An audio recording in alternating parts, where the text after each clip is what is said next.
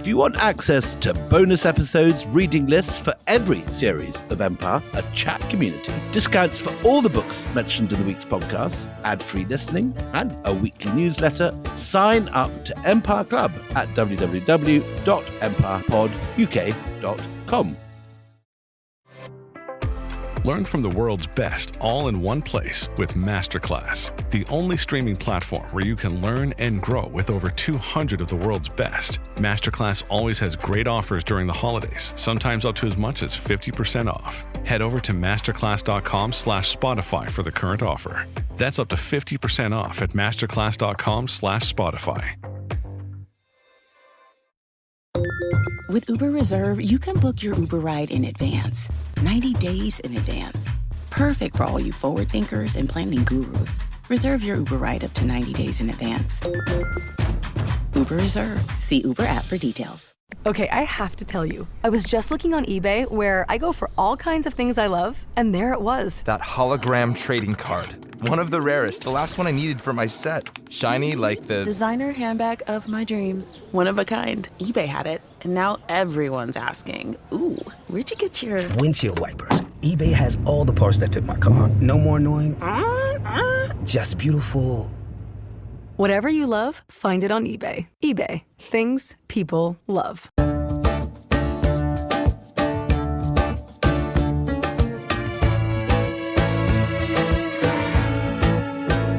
Hello, and ho, ho, ho, and hello, and welcome to this Boxing Day episode of Empire with me, Anita Arden.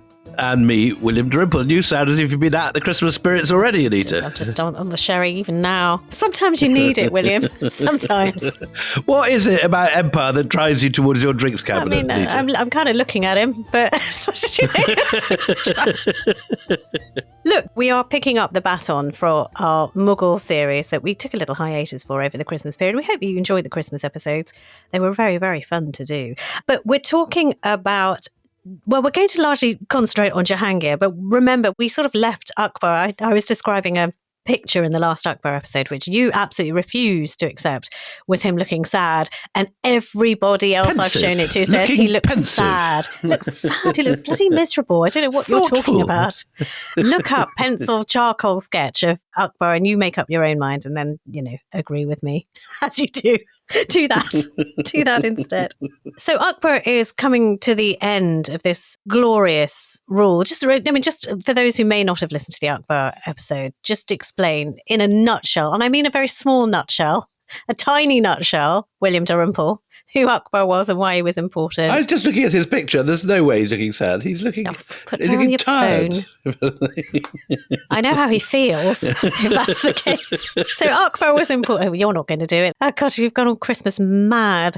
Akbar was important because he set up what seemed to be a very tolerant empire where he drew in the influences and indeed the presence of Hindus in his court. More than tolerant, sort of pluralistic. It's incredible. Okay, yeah. And would you go as far as secular? Would you say that? Or not at all. I think it's the wrong word. No, pluralistic is the right word. Because he was obsessed about religious ideas, so it wasn't secular. Yes, religions, all sorts of religions. Yeah. Yes, you're right, quite right. But, we talked about the 9 gems that he surrounded himself by, these 9 advisors who were, both Hindu and Muslim. We talked about the influence of different religions, how he set up an interfaith forum, no less, how he had pictures of the nativity in his bedroom. So, if you haven't listened to those episodes, do go back because they are interesting and they are things that are not often talked about when you talk about the Mughals these days. And how his age was the greatest period of temple building in North Indian history for 700 years or something. Yeah.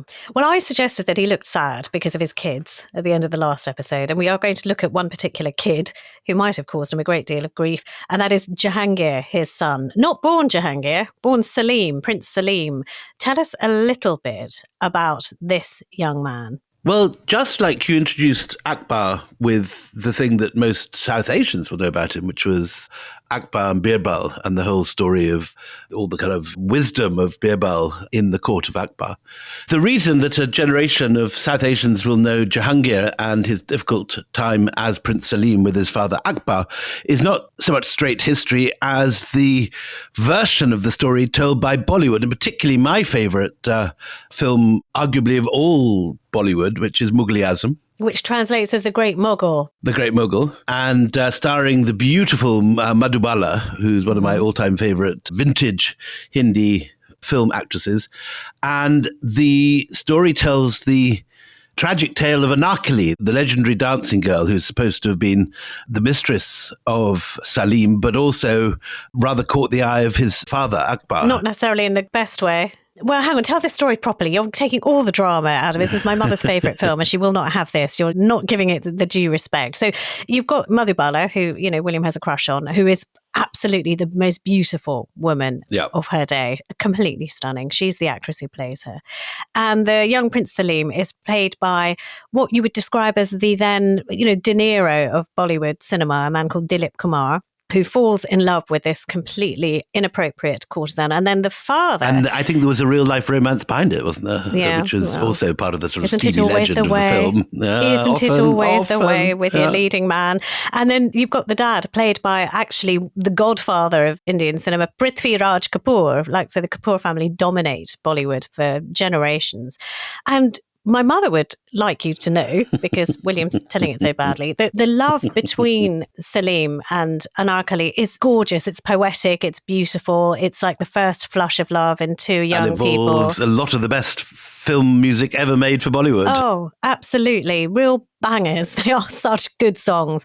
But the father of Salim, who is Akbar, is not impressed because, you cannot have a prince and the heir apparent falling in love with a mere dancing girl. And she's sort of being walled up to separate the two of them. But it's only a pretend wall. Well, you're not going to give away the bloody... What is wrong with you, honestly? And one of the greatest film songs in all Bollywood, Mohabbat Ki Jutti. Yes, she sings as she's being walled up and singing about love. And it's sort of a defiant thing. I have sat in the real Anarkali's tomb, which is now the archives of Lahore.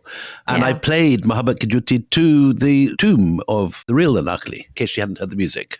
I thought she needed to hear it. I mean, whether she was real or not, I don't think we know for certain, but there is a whole area in Lahore with Anarkali. We think she may well be real, actually. Yeah, is that the latest scholarship? Because I know it was sort of a bit wishy-washy for a while. It is disputed, but there definitely was a tomb built by Jahangir when he was emperor for a lover when he was a prince. And it seems to fit this story, which is first told, I think, by Ralph Fitch, the English travel writer at the time. Well, there's a Persian inscription on the actual tomb, which reads, and I won't read it in the original Persian, but I'll translate it. Could I behold the face of my love once more, I would give thanks to my God until the day of resurrection. Yeah, that's good enough for me. That works. Okay. Fine, sold, done. So that's how most people know the story, the fraught relationship between father and son, because he didn't like his girlfriend. But it's much more complicated than that. It is a fraught relationship. And it's well worth watching the movie. Yeah, it is.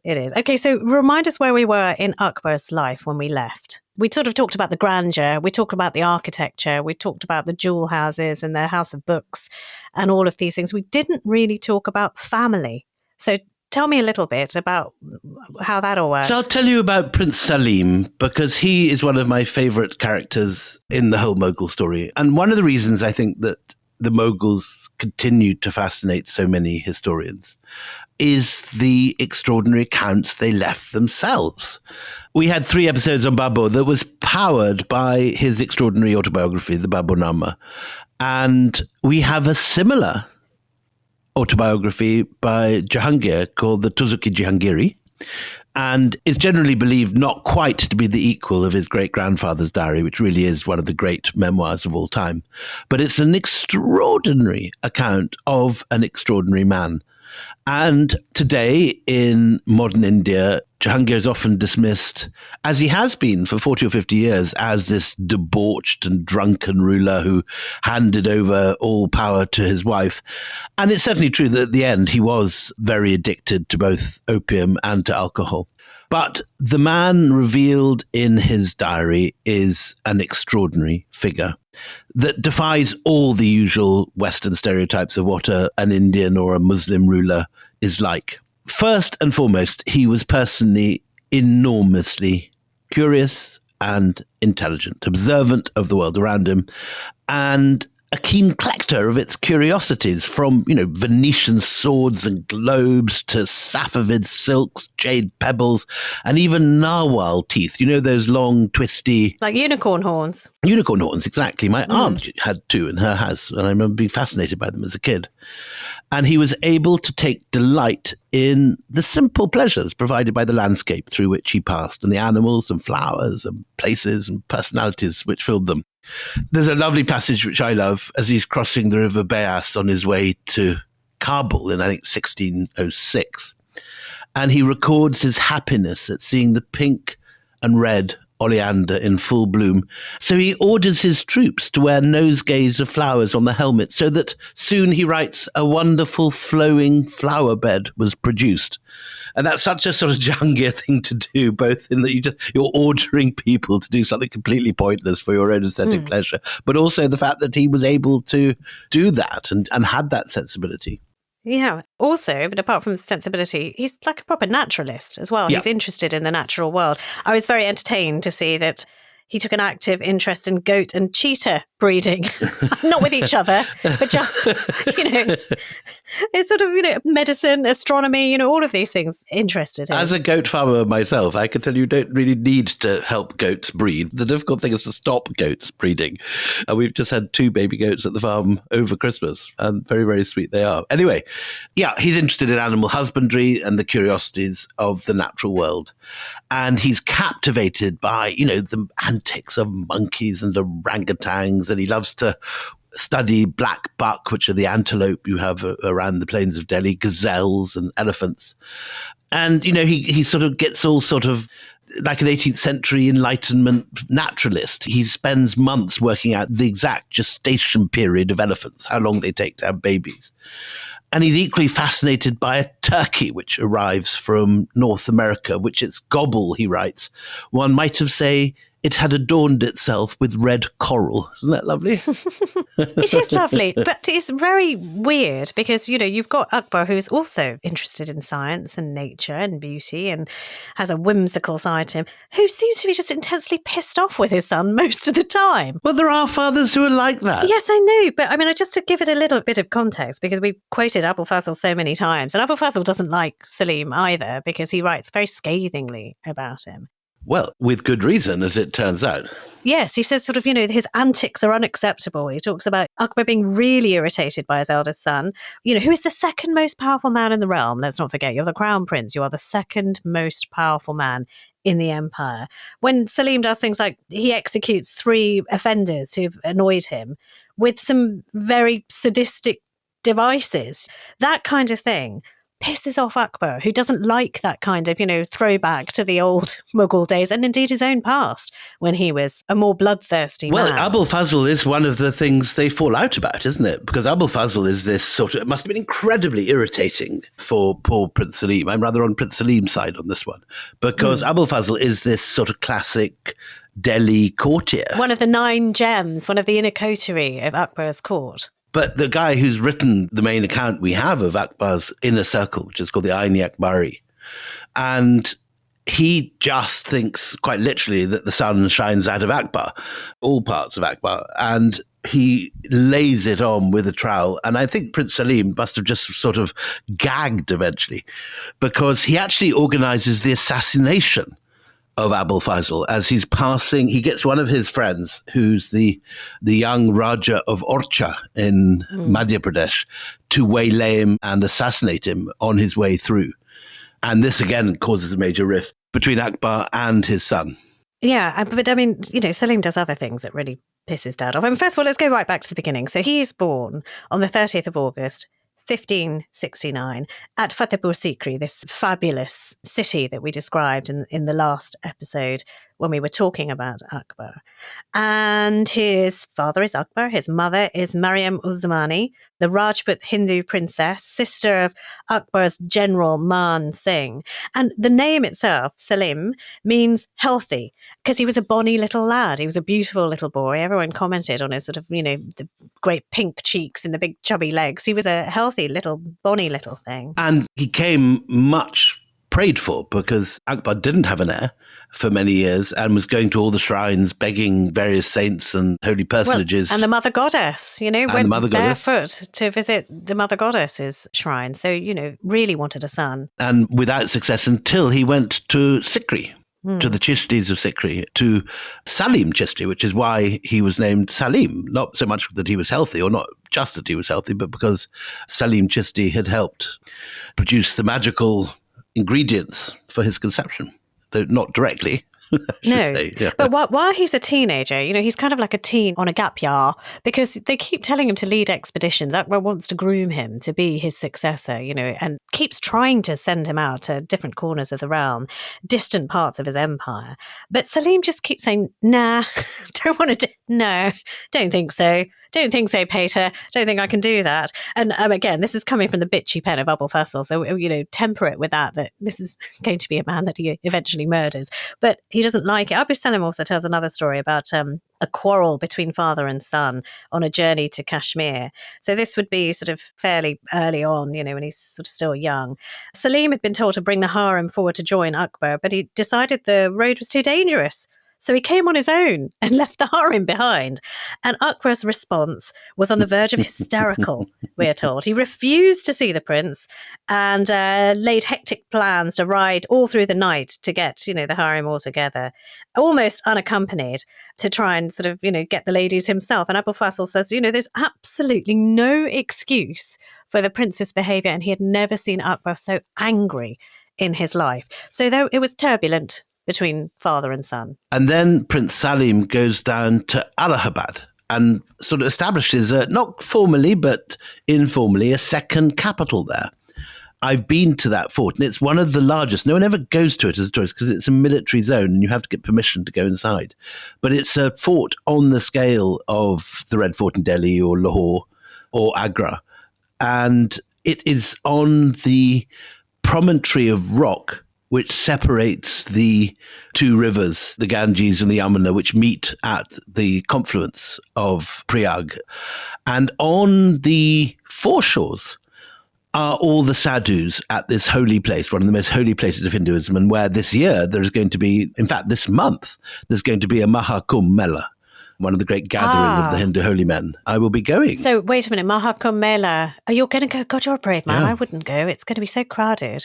Make sure you have like a telephone number written on your arm or something for Olive to come and get you in case you get lost. Olive is coming too. In fact, Olive is leading the trip because one of her artworks is going to be immersed in the Ganges and worshipped. Oh, wow. Okay. Which is rather special. But Mahakumbh Mela doesn't happen very often. It happens, I don't know after how many years, but it is a confluence of all of the rivers, isn't it? And everybody sort of comes to worship. And what's fascinating is that Salim, being the inquisitive boy that he is, not only has kidnapped half of his father's best painters, including the wonderful young superstar of the atelier, Govardhan, who he brings with him, but he gets him to go down to the confluence and paint the sadhus there.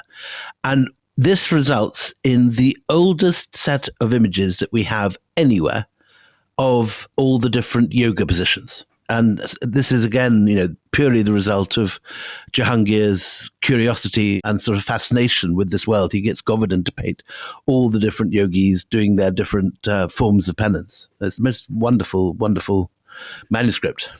I know you're Team Salim, straight Jahangir, but... Well, I like them both, actually. But well, I mean, others are also less than complimentary about him when he's a young man. I mean, it should be said he's married by the age of 15 to a Rajput princess from Umber. So, he's got this lavish ceremony. He's being set up, bit by bit. His entire life and future is set out before him.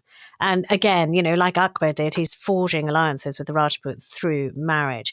But his wife, I mean, people are unkind about his first wife as well. They say that, she's neurotic, she's paranoid. I think she's worse than that. She has severe mental problems. Jahangir says she's lost her mind. Yeah. Yes, that's right. I mean, he says, from time to time, her mind wandered and her father and brothers all agreed in telling me she was insane. So that might be part of the problem between father and son, that, oh my God, they've saddled me with a mad woman. Because, it's one of those treaty marriages, but I have actually got someone mad in my life. You can understand why he might go off with Madhubala, given the circumstances. Yes, she was an actress. It's not real, but it might have been a little bit real with Anarkali. Okay, so we've got the layout for a fractious relationship. After the murder of one of the 9 gems of Akbar, does he just break off relations, or does he still, he doesn't disown his son? I get the feeling he starts favouring his other sons, though, thinking this guy is out of bloody control.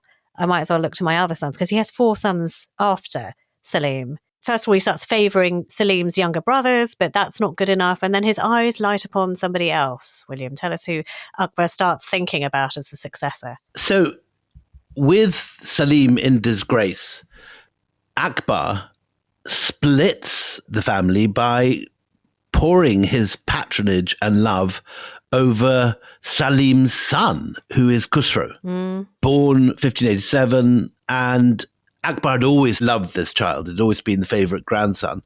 And now he's old enough to favour him over his father, which, as you can imagine, goes down very badly. So, you've got Prince Salim already simmering because he's been passed over by his father. But what makes it worse is his father loves his own child more, the son of the mad wife.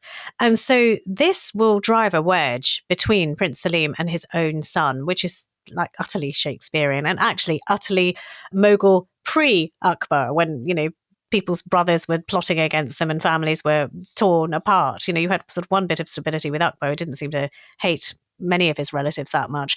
But here you have a father and son rift that is going to be problematic. And Khusro, he's just a kid. What does he know? But with the love and the patronage of his grandfather, starts building up a household of his own, not just a household of his own, but a power base of his own. Because people can see which way the wind is blowing. It's blowing towards Khusro. And so they start gravitating towards him. And that's going to make Salim even more angry. I mean, all these Mughal stories are so like soap operas because it's always father and son and father and grandson and all this. But to add to Salim's unhappiness at this point, the first wife dies by suicide. And although she'd obviously been unstable, Jahangir clearly rather loved her. So what shall I write of her goodness and excellence? She was so loyal to me that she would have sacrificed 1,000 sons and brothers for one hair of my head. She wrote constantly advice to Khusro and tried to reason with him to be loving and loyal to me.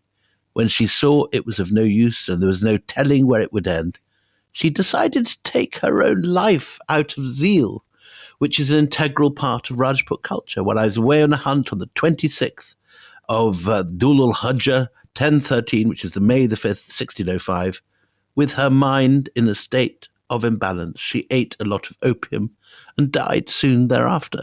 So it's a great sort of tragedy. I mean, my God, there's a heroin overdose, isn't it? But also it's cruel because what he's saying is that she died because of her son. Salim puts the blame firmly at his son's feet, which is very, very hard for a son to hear, that, you're the reason your mother killed herself. Instead of perhaps blaming on the fact that she had always all her life been insane, as he even puts it, that her family said she was insane. So that is going to be souring a relationship even more. And Akbar is watching all of this. What is Akbar doing as he's watching this rift that he's created get wider and wider? Well, I don't think Akbar would have accepted that he created the rift. I think he saw it as his son being difficult. And he goes for his loyal grandson who's better behaved. But in October 1605, 6 months after Salim's wife has committed suicide, it becomes clear that Akbar is dying. And in the last 3 weeks of his life, he's plagued by diarrhea and internal bleeding. And the nobles are worried, along with everybody else, that there's going to be a complete chaos if he goes without reconciling with Salim. So Salim gets there in time and he visits his dying father on literally his last day. He gets there just in time. Last day on earth. Now, this is the story. This is the way it goes. And, we've come across these stories before, particularly in the Koh-i-Noor story, that somebody makes a deathbed proclamation. And that's what you get here, supposedly. So Akbar, who's never been too impressed with Prince Salim, beckons him over from his bed, barely able to move, very, very sick, entirely dehydrated because of this terrible diarrhea and internal bleeding. And he motions, he doesn't even speak. He sort of beckons him over, son, come here.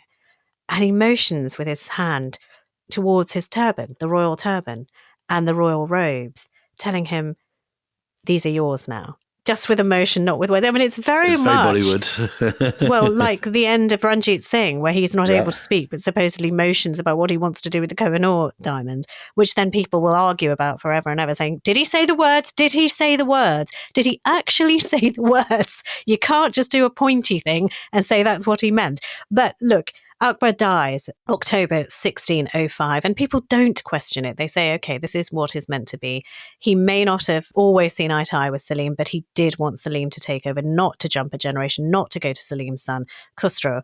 And Salim becomes Jahangir. The emperor's new name is going to be Jahangir, who comes to the throne on the 24th of October, 1605. So let's take a break here. Join us after the break, where we look at Jahangir's empire, and also, don't forget, there may be trouble with the sun. Looking for a pickup truck to get just about anything done? Look no further.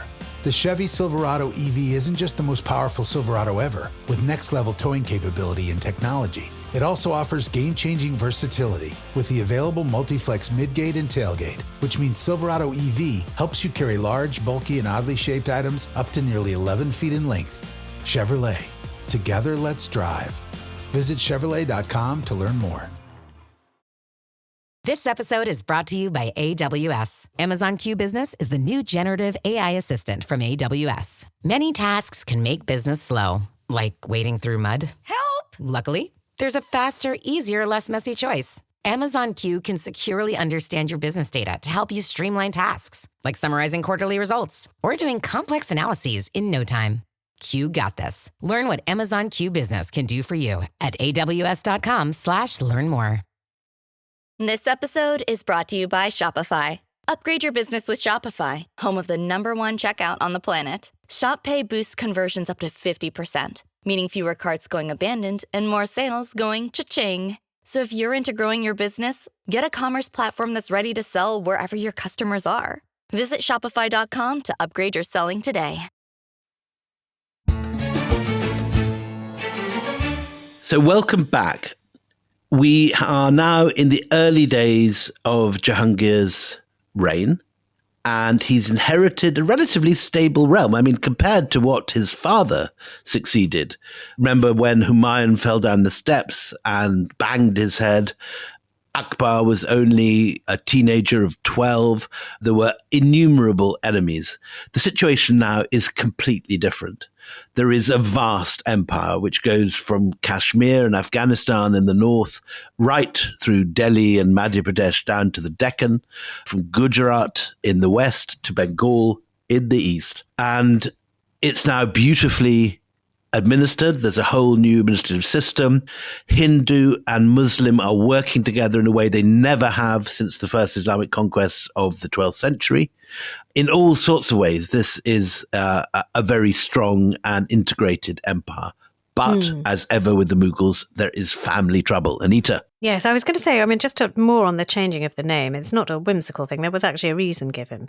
And he wanted to avoid any confusion on the international stage because Turkey had recently had a Sultan Salim II. Salim the Grim, as he's memorably named. Salim the Grim, indeed. So he doesn't want any confusion. So he, I think, himself chooses Jahangir as a name, or in consultation with his court. It means the world Caesar. Caesar of the world, not Caesar as in, sort of Latin Caesar, but to seize something, the man who takes the world. So, you've got a new start, a new name, an old realm, and also an old enmity. So you mentioned like family problems, because Khusro has by this time amassed quite a powerful retinue. Also has notions above his station, some may say, because of his granddaddy, who's been grooming him to take over. And this is going to be a problem right at the start.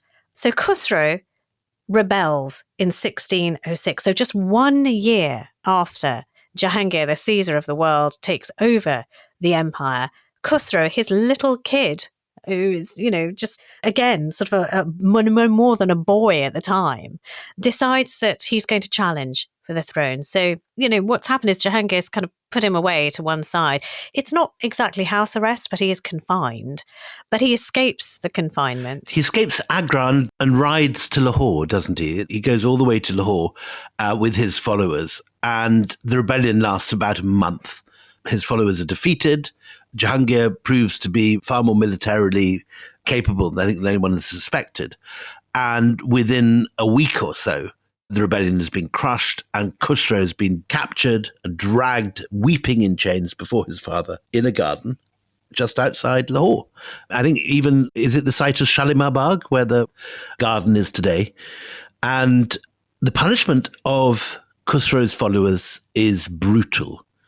They're impaled on both sides of the roads. And this is this sort of strange paradox we get with the Mughals, whereby these men who are so aesthetically sensitive and such brilliant writers are also capable of being torturers and war criminals. That famous line of Rushdie that we read in an earlier episode, that was Babur an aesthete or a war criminal? He was both. And the same is true of Jahangir. Jahangir, when he's crossed by his son, takes all of Khusro's young men, all the young gallants who have followed Khusro into rebellion. And they are young. You know, they are the flower of the Mughal kingdom. These are boys of the Mughal kingdom. And I should say, you know, this sort of putting people on spikes and letting them die that way is particularly awful because... And then some of them are taken down from their spikes, placed on an elephant and made to receive homage from his supporters as they writhe in agony, then put back onto the spikes. I mean, it's all really horrible stuff. Oh, no, it's really, really gruesome. Yeah. And,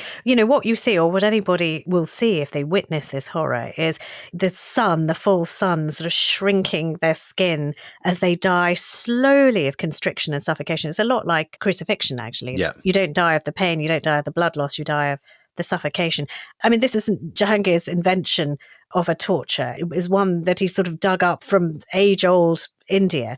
But he is the man who sort of makes it modern, if you like. And for Khusro himself, what he does to Khusro, which is really just cruel, you know, this is his son, he forces him to ride an elephant along this street of stakes. And past all his friends. You know, he sees all of his friends and his retinue groaning their last breaths. And, you know, that is quite the warning to your young son. And Khusro then, embittered now, hating his father more than anything, makes another half-hearted plan to rebel, is caught, the plot is uncovered, and at this point, Jahangir partially blinds Khusro to make sure he cannot rule. And that ends Khusro's rebellion, and Jahangir... Yeah, why do you like him then? I mean, I think, you know, he was played by Dilip Kumar, but he does some pretty awful things right at the beginning, doesn't he? I think this is what's so important when you're talking about these guys, is to recognize that both things are true, that they are war criminals, that they are brutes, that they are capable of things that we would regard as appallingly brutal, but they're also aesthetes, poets, and sensitive men. I mean, anywhere in the world, you will find this at this period of history. If we look at, this is the period of Medici, Italy. The same is true there. It's the period of Machiavelli. Machiavelli is exactly like this, sensitive, deeply aesthetic, but also a brute who understands the nature of power. Yeah. I don't think he's any different from any other princely lineage anywhere else. But it's a long, drawn-out end for Khusro because, I mean, he doesn't kill him. He remains a prisoner in the royal court. On very rare occasions, he's brought into his father's presence, you know, supposedly for a reconciliation, but it doesn't work because the prince depressed Jahangir. That's what it says, is that, you know, Jahangir didn't like to look at him because it made him feel, you know, a bit rubbish. So these visits became less and less frequent. Also, Jahangir was irritated because his son didn't look cheerful. So there is this court chronicler who writes at the time, you know, Jahangir was irritated because Khusro's appearance showed no signs of openness and happiness. And he was always mournful and dejected. I mean, you would be if your father's taking your eyes, really, wouldn't you? And if your father's impaled all your friends. I mean, I don't always love all everyone my son's friends, but I wouldn't impale them. Oh, poor Sam and Adam. Do they know this? Do they know you feel this way about their friends? They're some lovely friends. All right, so Khusro is now out of the way. So is he now secure in his reign? And what does he do now that he hasn't got a young pretender who's snapping at his heels? Well, he is now free to be the kind of amateur scientist that he'd always wanted to be. And so you find all sorts of strange sort of natural... He sort of turns into a sort of Mughal David Attenborough at this point. He talks about a Barbary ewe that's been brought from Morocco, a lorikeet from Sumatra, and a zebra which is brought from Ethiopia, though he's initially skeptical about the zebra and orders that the strangely decorated wild ass should be investigated. Then he said, only after a minute inquiry into the truth did it become clear that the Lord of the world was its creator. One might say that the painter of fate with a strange brush had left it on the page of the world. In other words, he thought that someone had just painted the zebra stripes. Right. just to fool him. I kind of say a few more things. I do love all this amateur enlightenment stuff. Go on, all right. You go through that, and then I'll talk about human things. Go on, okay. Go for it. I'll give you a couple of Go examples. nuts, Attenborough. Go on. Okay, so he is at his happiest when he's sort of dissecting the windpipes of birds or poking around the belly of a snake which has swallowed a hare. And it is very David Attenborough. He made tests to see whether bitumen could help mend broken bones. I mean, he's a psycho, David Attenborough. David Attenborough's never cut open a pregnant bird. I'm sure what he are you has. talking about? It's like some kind of Dexter meets Attenborough. I don't know what Attenboroughs you've been watching. Anyway, carry on. He has this test to see whether bitumen can help mend broken bones, which he's been told. And after trying it out on a chicken, concludes it's just an old wives' tale. Then he wants to try and work out, this is very kind of contemporary India, whether the air of Ahmedabad and Mahmudabad was more noxious, which has got the nastiest smell. So he hangs a sheep carcass up in both and observes the putrefaction and see which decays quicker. And then he compares the liver of a wolf. He's a Hannibal Lecter. Do you know what? It's the first sign of psychopathy. It's people who torture animals just for their own amusement. This is not torturing animals. This is studying them. He Okay, carry compares on. the liver of a wolf with that of a lion to see if it's true that the reason for the courage of the lion is its liver. Because in Mughal and in Islamic culture, people talk about your courage as rather like we talk about the heart being the center of love. I mean, we used to think it was the liver and spleen. And we used to think that. Elizabethan England was full of treaties about the liver and spleen. So he takes the liver of a wolf and that of a lion and see which is the larger. And then that he decides that that too is an old wives' tale. It's just a process of elimination by eliminating every living thing around him. This is very unfair. Because he is a man who values reason. And for example, he imprisons a Muslim holy man who he thinks is a fake. And when he visits a shrine where miracles are said to occur, his first question is, what is the real state of the case? An investigation into the story of the Philosopher's Stone leads him to conclude, my intelligence in no way accepts this story. It appears to me all delusion. So he's sort of like Montaigne or Voltaire or Hume, if only you give him a chance. I think you're very hard on him. If they were more murdery. They sort of like to cut people open and fill them with bitumen. Yes, very much like them. One last story. He loves the cranes which come to North India in the winter. And there's a pair which have been captured when they're just 1 month old, and they travel with Jahangir for 5 years. And they got their own little enclosure that he always has put up next to his tent. And one day, there's a terrific moment of excitement in the diary when the eunuch in charge of the birds reports that they'd mated in his presence. And Jahangir is convinced that this has never been closely observed and recorded. So again, like some David Attenborough, he goes out not with his cameraman, but with his artist Mansour. And he gave orders that he should be placed discreetly so that he can see what he describes as the slightest indication of love play. When that moment comes, he bounds into action and is taking notes.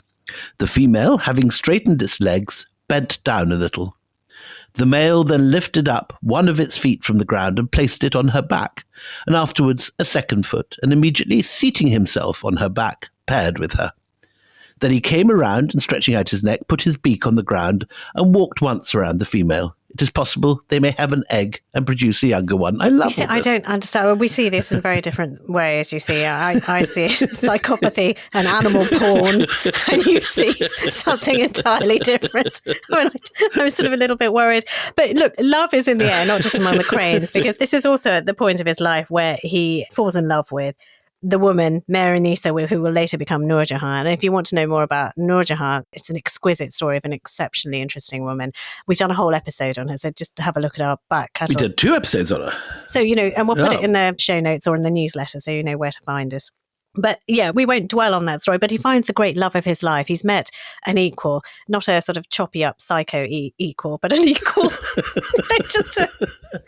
You're so unfair. Not one who blinds their children, but an equal. Not one who gets fed up because the blind children aren't smiley enough, but an equal. I feel very much he's much on happier. Team Jahangir. Yeah, thank God he's found someone he loves. Anyway, so their love affair is a huge definition of who Jahangir is and who the world remembers him as being. He is Jahangir with Noor Jahan. They're very much drawn together. So go back and listen to that episode, is what I'm saying. My final pitch for Jahangir as unrecognised David Attenborough rather than Hannibal Lecter that you're trying to make him out to be is the fact that he has this lovely relationship with, I think, my favourite of all Mughal artists. And we're going to talk about Mansoor more in the next episode when, with the wonderful Sue Strong, we investigate Jahangir's artistry, all the incredible paintings painted under Jahangir. But just to have a little aperitif on Mansoor, Mansoor is always kept on hand with the emperor to record any of these curiosities. So, for example, when the turkey turns up or the zebra, Mansoor is there busy painting it. And occasionally he's not quite fast enough. There's one moment when... I was going to say, painting like his life depends on it, because it probably does, because it's Jahangir. So there he is, a swirl of paint, sweat and terror. Paint faster, paint faster. Carry on. Yes, go one on. occasion when he doesn't paint fast enough. And a particular fine falcon is brought, and he's waiting for Mansoor to turn up with his pen and paper. And instead, the falcon is attacked by a cat. Quote, due to the carelessness of Mir Shikar, the chief huntsman. And the emperor is beside himself with grief. What can I say of the beauty of this falcon, he writes. There were many beautiful black markings on each wing and back and sides. As it was something so extraordinary, I ordered Ustad Mansoor to paint and preserve its likeness. So poor old Mansoor has to paint this corpse of this bird that's been attacked by a cat. Not a dead parrot sketch. It's a dead falcon sketch. Quite literally. You didn't appreciate my humour here. Sketch. I thought it was sketch. Good. I got Painting. it. I got it. Okay. I got it. I'm it's just good. saying. Go on, good. as you were. Carry on. The favourite and the weirdest of all Mansoor's paintings are his painting of the lizard. Is it a chameleon, I think, that's in a tree? I don't know. Mansoor paints it one colour. It keeps changing. It's really difficult. Poor Mansoor. It's like the worst job in the entire realm. You've been at the sherry again, I think. The Christmas sherry's been... Anyway. It's green. No, it's red. No, it's green, Mansoor. God's sake, Mansoor. Paint faster. Anyway, my lovely art historian friend Stuart Carey Welsh, who died last year, who was a great fan of Mansoor, and he wrote a lovely description of Mansoor's image of the chameleon on a branch. And he said, the lizard, looming vast as a dinosaur, clutches a springy branch with its tiny fingers and coiled tail, while following an appetizing butterfly with its piercing eye. Each pore, wrinkle, and toenail is recorded with a passionate attention that transcends mere accuracy. At his best, the artist so sympathized with his subject that he explored its inner as well as its outer nature. And I think both Jahangir and Mansoor do this. I think you have this extraordinary pairing of naturalists with these two. So I'm going to remain in my little trench here and resist Anita trying to denigrate the great Jahangir. It's an alternate version to yours, but I'll stand by it. But no, look, I mean, it is. His interest in the natural world does lead to something of a revolution, if you like, in paintings of the natural world. You know, he commissions people to do nature painting. We're going to talk about that in the next episode, actually. Yeah. In more detail with the wonderful Susan Strong of the V&A, and I will be much better behaved because we'll have a guest. I'm sure Sue is on my side in this. Well, I'm not going to behave like this when she's here, am I? It's only because it's us. I'll be very respectful. But he is sort of plunging into opium and booze at this time as well. You know, he may be an Attenborough. This does become a bit of a problem, it's true. I mean, he's not like Attenborough in that he's pissed as a fart most of the time, isn't he? He does become more so. And what's interesting is, again, very typical Jahangir, is he records his own addiction with this unsparing attention, and he monitors the amount of opium and the amount of drink that he's taking, and so we know exactly what he's drinking and indulging in each day. And then one of his friends, who's a much more advanced opium addict, is dying, and he sends in Mansoor to paint the dying aristocrat. Oh, that's an amazing picture. And you see this man who'd been painted several times by other artists when he was at the peak of his beauty and power. And you see him transformed into this hollow-cheeked, it reminds me of the sad-eyed famished Buddha. It's the famished Buddha kind of look, isn't it? He's It's just exactly sort of slumped into a couch. You can see his rib cage. You can see his clavicle sticking out. His shirt is open. He's all bones. He's as close to death as you can be without being a skeleton. I mean, it's an amazingly powerful picture. Anyway, more of this next time, when I hope that Anita will not have been at the sherry in the way she clearly has I've not been today. on the sherry. I genuinely have a problem with people who blind their sons and then criticise them for not being chipper about it. Call me mad. Call you old-fashioned. Call me crazy. Call me old-fashioned. But, in this season of good cheer, I think that's a bit much. Cheer up. What the hell's wrong with you, son? Look, I'm over here. Why are you smiling at me? Why smile at me? Oh, yes, you don't know because I blinded you. What's wrong with you? Just be contrarian.